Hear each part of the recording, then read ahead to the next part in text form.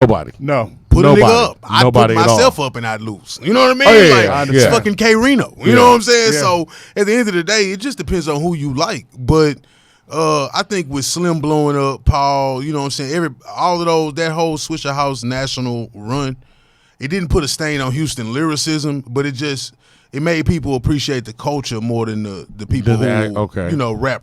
You know what I'm saying? So niggas started coming here for that sound. You know what I'm saying? Okay. And not necessarily the Scarfaces and the shit like that. But it's coming back to the forefront. So And that's what it feels like. It feels like it's come back to the Yeah. forefront because every time we're running across these artists where it's whether, I mean, we interviewed him a few weeks ago, but like TBW Sir Spitter, who did a track with Pug, and it's like Big Bad Cab was here the other day. Man, Big Bad Cab. Big Bad Cab was here the other day, And then he went to Sway. Yeah. And he talked about, he was like, man, even on his thing, he's like, I did a freestyle for Sway, and Sway was like, pulled me aside and was talking. I was just like, oh, okay, cool. And then I left. He goes, Doc, I didn't get Sway's number or nothing. He goes, I just felt dumb. And then he goes, I made sure to find out where he was at and went and met up later on. And he recognized me again. Like, he's like, yo. He's a recognizable He nigga. is. But it is one of those things like where it's like. 6'4". Exactly. Exactly. But I will say it's one of those things where I like Sway and I like his freestyle because Sway, during the freestyle, cannot hide his emotion. Yeah, like Sway's at all. but he's not a hiding emotion. No, either, you know he's what not. I mean? So, he's not. So I mean, you bro, them the looks though. Like, but you go watch Cav's freestyle and you see Sway just smiling and jumping in the back. But Cav was eating Dog. that bitch. That's what it was. That's what it was. Yeah. Yeah, man. It really is. It's a lot of talent out here, man. You know, even from the younger cats to the cats that's my age, even who've been doing it longer than me. Man, the shit is, I can put a list together and put them up against anybody, man. Yeah, it is what absolutely. it is. You know what I'm saying? It's just the average listener in Houston needs to appreciate that. They know. Yeah. But it's just, you know, it isn't appreciated all the way as of, you know, at this moment. And just be exposed to it. That's true. Yeah. The thing that we talked about, before we started talking about the fact that you guys have 3 solid albums that you two worked on. Let's get into those. But like, first of all, how do you two connect? Man, I've been talking, so you know. Yeah. How do you two even it is meet a up? pod. We do want Yeah. I met Fats on Dub album. Yeah. I did a record for a cat named Dub called Inner Thoughts. Okay. 2015. How did you remember the name of that shit? It's my baby. Yeah. So look, I met him then he came did a verse. And what caught me about Fats was he came did a verse, but I had a bad sound card. So I needed him to come relay the verse. Yeah. And when he came back and laid the verse, just as intense, everything. So fast forward to maybe like Take Me Back, I think. Take Me Back show. He was on the Take Me Back show. He was on the Take Me Back show. And he was rapping. I was like, man, Fats can rap. You know what I'm saying? I gotta fuck with this dude. You know what I'm saying? Like, And this is DeLorean show. Yeah. Take me back DeLorean show. I opened You're up there. for him, yeah. Okay. Yeah. And Pug was there, and he hit me to the side. He's like, man, we need to work. So we immediately got to work. You know what I'm saying? Now you guys immediately decided let's put together an album? Well, I mean, when I was listening to him rap, I could tell he could rap. And then he had a song over a sample that I did a beat to already. Oh yeah. That's right. The combo. Yeah. So the combo he already had. Before we got together. Okay. But I had did that beat for the combo. Yeah, and it was sick. Okay. So when I was hearing him rap and then the combo came on, I'm like, man, is that my beat? It definitely was not. And it was. Yeah, let me tell you about. Hold on, sidebar, Pug. Hold on. Man, I had that beat. Me and Honey rapped on it, right? We was like, yo, this shit is live, right? That nigga Pug, he telling you he had the beat. So when we went to his lab, he like, let me let y'all hear what I did to that motherfucker. Bruh. We was in that bitch like, what the fuck? Night and day. I got the most vanilla version of this shit ever. Like, man, this boy Pug had all kind of spices and shit. I say, man, look, we got to switch that out or whatever. But yeah, nah, I mean, like I was saying earlier before he got here, man, Pug is gonna bring the beats itself. It's going to bring the best out of you, but just Pug himself will do that too. You know what I'm saying? Pug is in the lab. If the shit don't sound good, the shit don't sound good. And I will say that's what we keep hearing about Pug. I will say most of the artists that we've heard that have worked with you is like it's a perfectionist vibe. Like they're like he'll come back and be like, I want you to do that part again. You're like, what part? Like that part sound good. And he's like, no, I want you to do this. Like that part. You know what's funny? Seeing niggas try to argue with Pug. It's hilarious. You can tell whoever's new to the lab. Like, you can just tell you ain't been here that much. No, man, look, man. Just calm as ever. Look, man. Because the finished product, I mean, look, y'all's first finished product is Memoirs. Memoirs of the Kitchen Staff. Which is, if you haven't heard Memoirs of the Kitchen Staff, and I'm like, this is not one of the big reasons why we even got this podcast started up. We always had the idea, but Memoirs of a Kitchen Staff, what was DeLorean's that was out at the time? Was it International Ballroom? International Ballroom. Produced by Pug. Produced by Pug. And then we heard Galette's album, Galactic Vision. Yeah, Galactic Vision. Yeah. And I was like, these 3 albums came out back to back to back.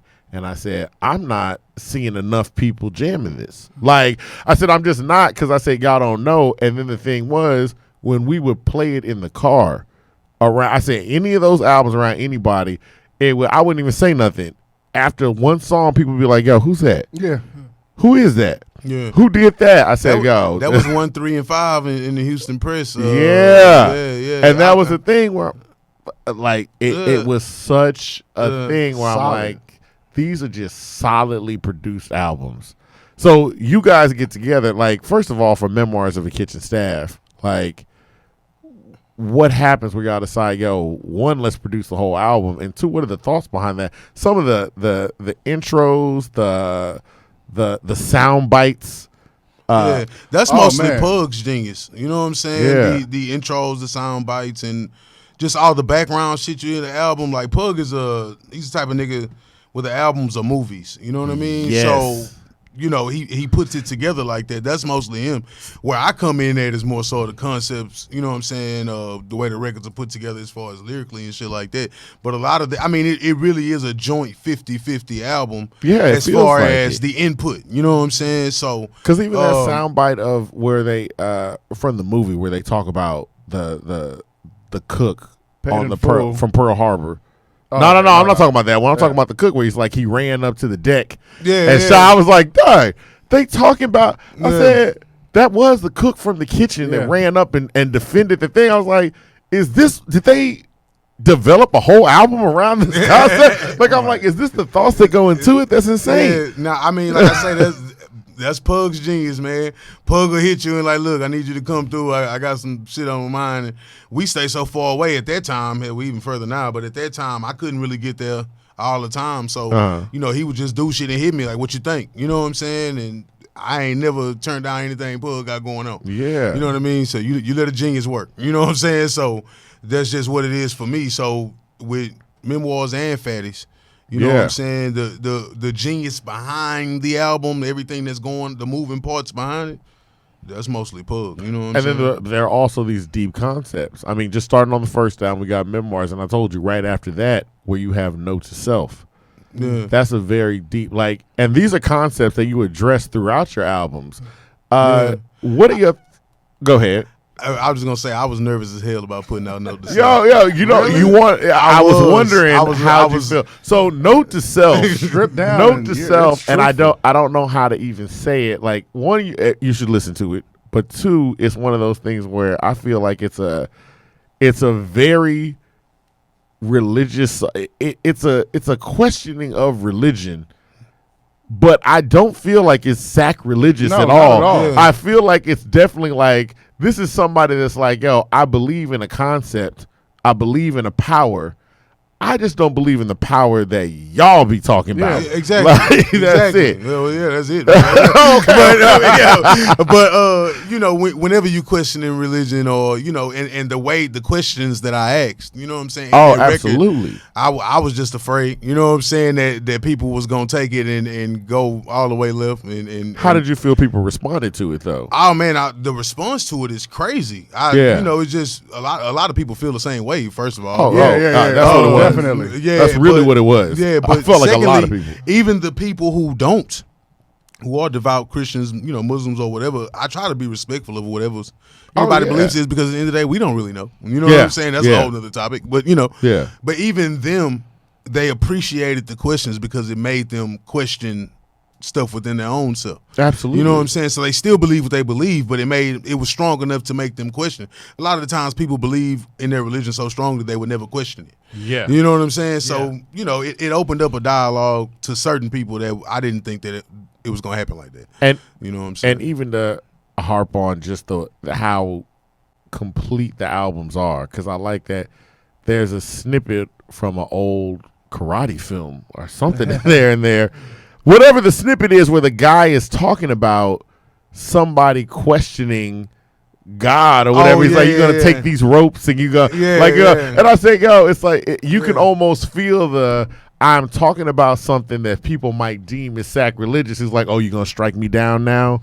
Yeah. Like, the whole approach to the record is that it's like, well, hold on, before you, I know where this is going to want to take you, but before you do that. It comes together. It comes in perfectly. Yeah, that's true. Yeah. So, I'm glad that it came over like that. That's definitely what I was thinking. You know what I'm saying? Yeah. Or what I was trying to put out there. You put out shit and we be wanting it to go away and then it goes another way and you like, fuck it. But, I mean, so far, so you get. I knew it was going to be something. So you knew it was going to be something. He did. No. You can ask him. I was like, bro, I don't know about that. I don't know if we should do this one. And then the way the album is synced with, like, Memoirs of a Kitchen Staff and then right after Note to Self, like, it's like I got to listen to both, like, back to back, like, every single time. Like, every single time. Like, it works out so well. That is sequence like that. Maybe that's how I listen. That's how I listen to it every single time. Yeah. That Memoirs title track is a microcosm of Pugtunes' studio. Okay. You know what I'm saying?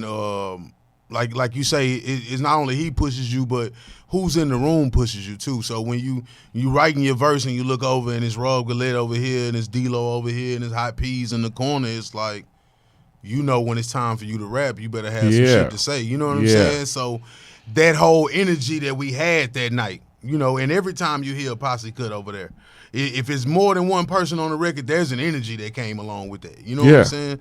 So that's one of my favorite sessions of all time. That and the one from Fatty's with me and Rob.